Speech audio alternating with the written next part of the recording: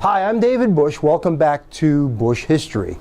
Today we're up to Franklin Roosevelt. This is part of my ongoing series taking a look at each of the presidential administrations one by one in sequence.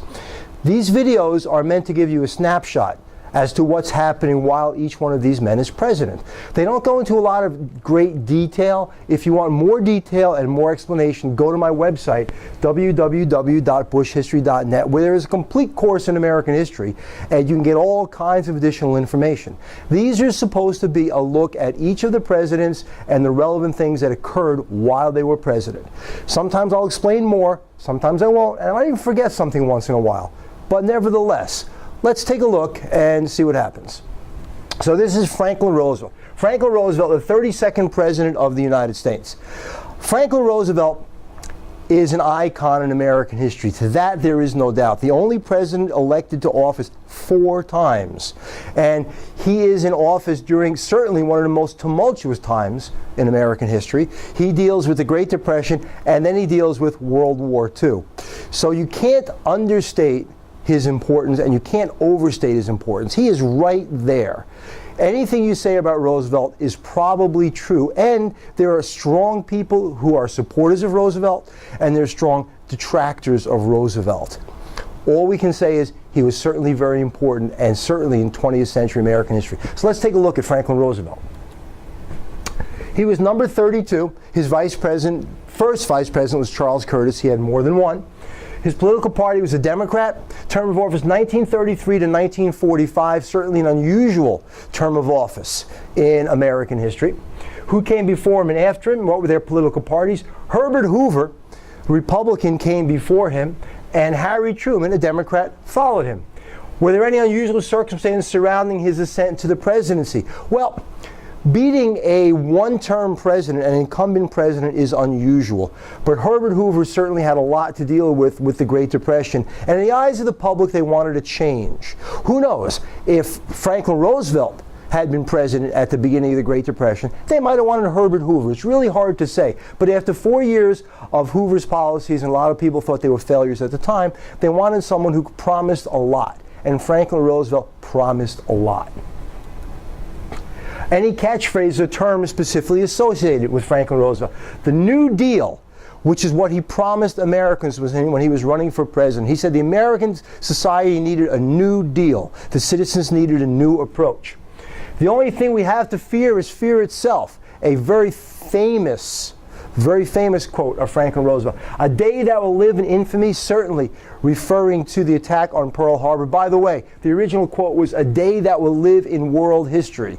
And if you take a look at some of Franklin Roosevelt's notes, you will see when he wrote that speech, and he did write that speech, he crossed out world history and he put in infamy. Certainly a good choice of words. The bank holiday, when he closed the banks at the beginning of his presidency as part of his analysis of the banks, as part of his plan in his New Deal for the Great Depression. The first 100 days refers to the first 100 days of Franklin Roosevelt's presidency, when there was such a mass of legislation coming out of Congress with the aid and support of the White House, and a lot of executive orders coming out from the White House.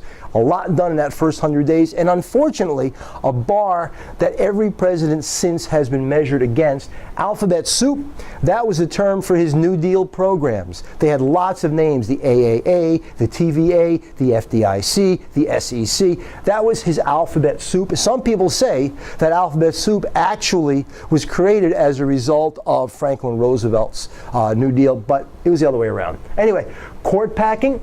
Court packing was when Franklin Roosevelt attempted to pack the Supreme Court with younger, more liberal judges when he was being thwarted by a conservative Supreme Court. And Arsenal for Democracy, which is what Franklin Roosevelt called the United States prior to us entering World War II. When he left office, was it by choice, defeat, natural death, or assassination? He died April 12, 1945, near the beginning of his 4th term of office. Domestic issues and events. Look at this laundry list. As I said, I'm not going to necessarily go into a great deal on them, but a little explanation here and there. Certainly, 1933 to 1939, the years leading up to World War II, were known as the New Deal, and it was a litany of government programs. A lot of stuff from the federal government, a lot of federal agencies created. 1933, we have the 20th Amendment, which moved Inauguration Day from March to January. We have the 21st Amendment, which repealed prohibition. And the funny thing about prohibition, it was especially damaging to farmers and to distilleries and brewers. So by turning around prohibition and legalizing the federal control of hard liquor, a lot of people went back to work. So not only did it do away with the organized crime, or attempt to do with the organized crime problem that arose during Prohibition, it also put a lot of people back to work. In 1934, he took us off the gold standard. So gold now had to be turned into the federal government, and the idea behind that was less gold in circulation. The gold that is in circulation becomes more valuable. And one of the problems during the Great Depression was deflation, not inflation, the devaluing of money. So if we could bring in some of that money that's in circulation, money will rise in value. Let's see what else we have here. The Dust Bowl, certainly, you know, nature has a sense of humor. At the height of the Depression, 25% unemployment, we have the Dust Bowl occurring in the middle part of the United States, in the breadbasket of the United States, Oklahoma and Nebraska and the like. And that went on through to 1939, and that was a 5-year drought, 5 or 6 year drought, I should say. The Nye Report in 1936, this was a look at how we got involved in World War I, because a lot of people think we went into World War I to keep the world safe for democracy. Well, if that was the case, why did we wait until 1917?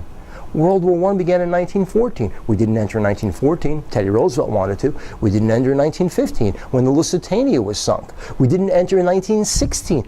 We didn't enter until the Zimmerman Note in 1917 and the withdrawal of Russia, which had now become the Soviet Union. So why did we really enter? And the Nye Report said we entered because the munitions dealers could make a lot of money. And it was highly critical of American involvement in World War I, not based on keeping the world safe for democracy, but based on making money for the munitions manufacturers. 1937, we have court packing. In 1936 and 1937, a significant amount of FDR's New Deal programs came under attack. The Agricultural Adjustment Administration came under attack by the conservatives as being an overreach from the federal government. So, as a result of those programs being struck down in the Supreme Court, Franklin Roosevelt attempted to pack the court. Any judge over 70 years old was assigned another judge to work with him to help alleviate his workload. It really looked like a power grab by Franklin Roosevelt in an attempt to try to control the Supreme Court. But in the end, it didn't happen. It didn't happen. Franklin Roosevelt backed down because there was a public outcry. And strangely enough, after that, the court decisions became a little more pro-Roosevelt and pro-New Deal. So it was a standoff. The Roosevelt recession in 1937, partly as a result of the bearing back of New Deal programs and federal money in the economy, we enter a recession. So now we start to have a debate as to how much responsibility the federal government has, and can the average individual and the states and local governments survive without federal intervention. It's like the fish story. Teach a man to fish and he eats forever. Give a man a fish and he eats today. Well, some people thought the federal government was simply giving fish out in terms of its federal programs and people becoming dependent. Other people thought this was a necessary role of the federal government, which, by the way, describes the difference in American politics. How far shall the federal government go in intervening in American society and the economy? In 1939, we have the Hatch Act. And the Hatch Act sounds like a nice idea. It barred federal employees from participating in partisan political issues and political debates and rallies and elections and things along those lines. In 1940, on the eve of the United States entering World War II, we have the first peacetime draft, which kind of makes you wonder. A lot of people said Franklin Roosevelt was trying to keep us out of World War II, but we have a draft. We have a draft a year before Pearl Harbor. 1942, January specifically of 1942, we have Japanese internment.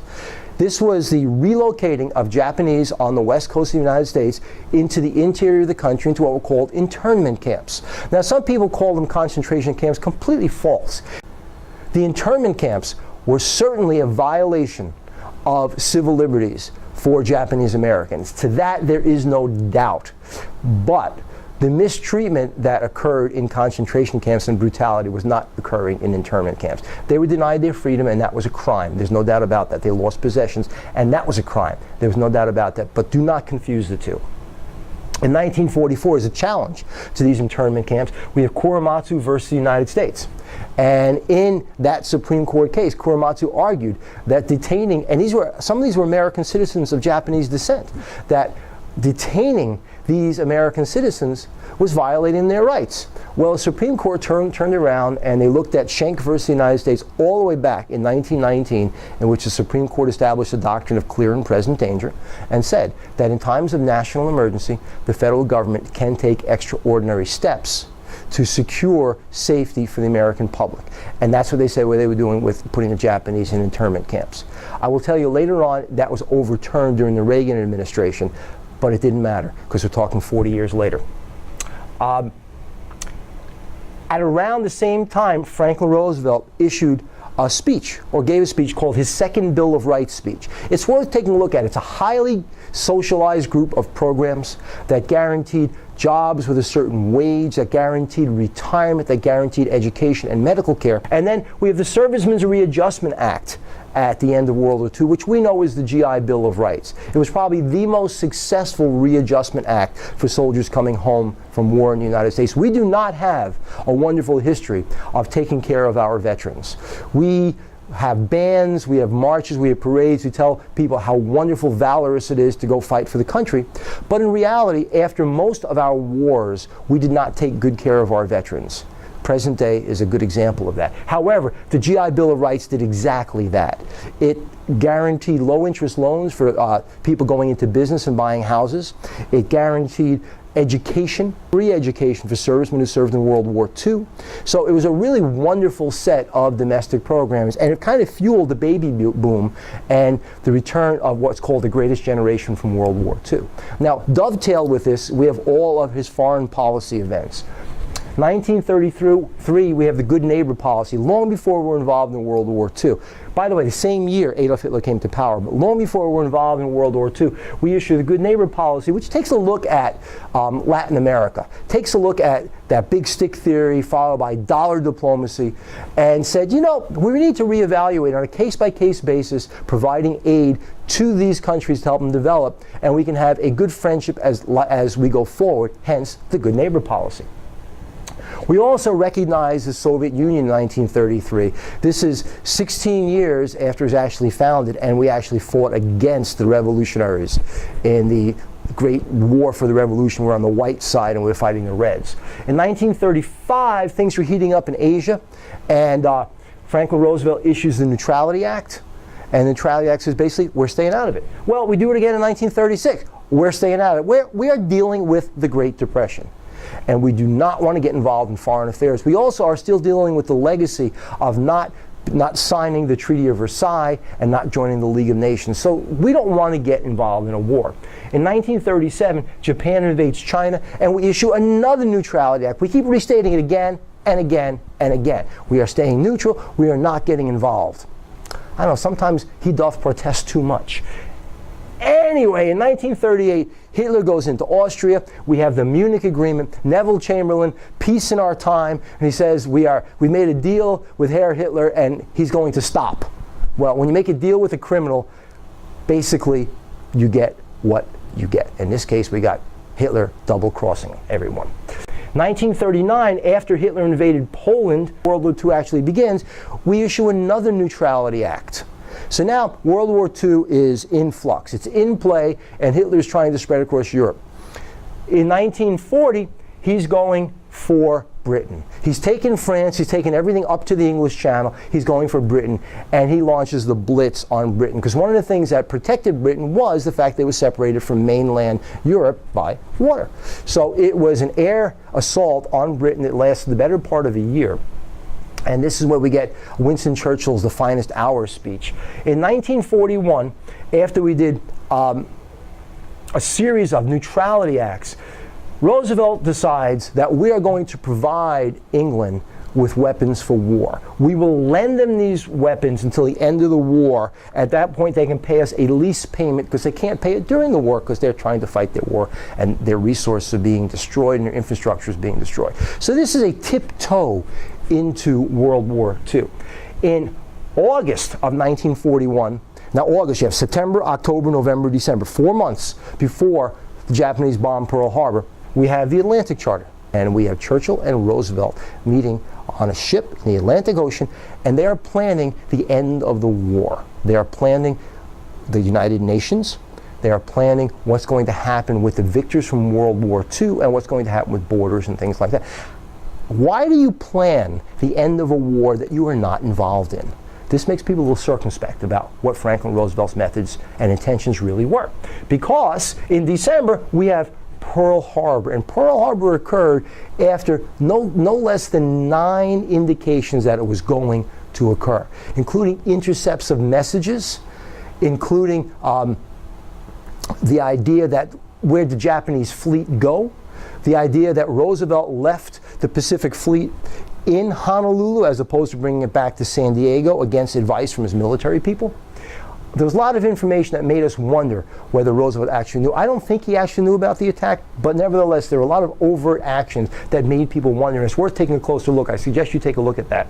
And so that was December 1941. 1942, the Manhattan Project begins. My grandfather, Charles Henry, was actually part of the Manhattan Project. He worked on tolerances for the casings that held the nuclear warhead, something called the Helix Corporation.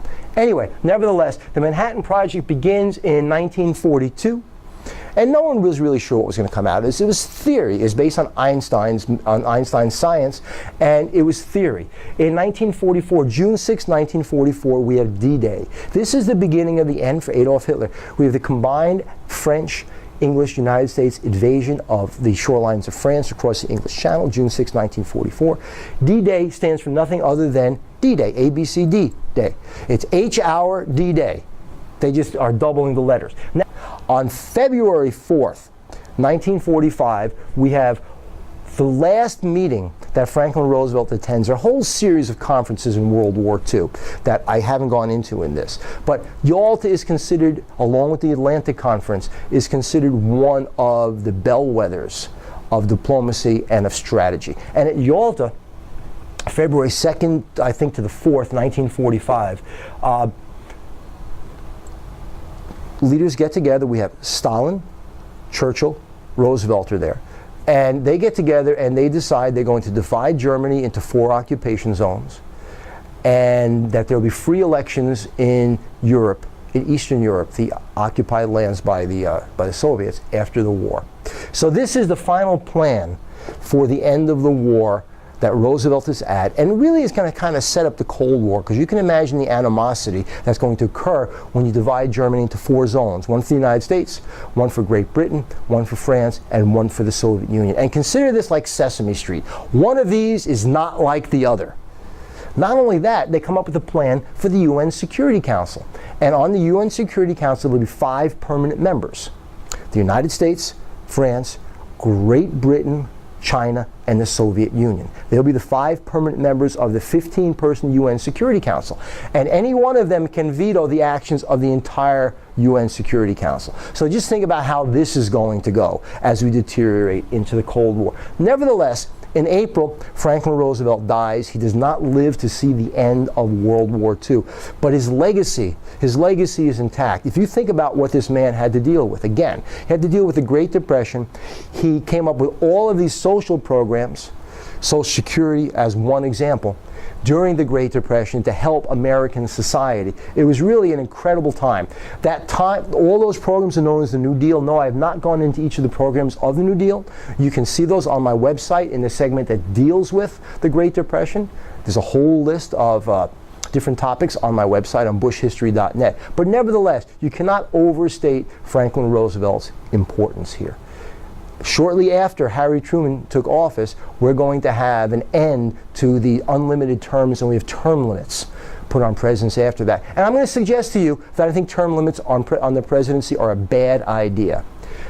We still have a democratic process. If we can vote for president every 4 years, if a president is doing a good job, why can't we vote for him for a 3rd and even a 4th time? Now, the opponents of my thinking will say, well, you're going to have a dictatorship. Well, You can only have a dictatorship if people are not voting. But if they're voting and they like the policies, then the policies can continue. Because one of the problems in modern day society with the changing of our presidents is that a president institutes a policy, and that policy, like a fine flower, needs time to grow.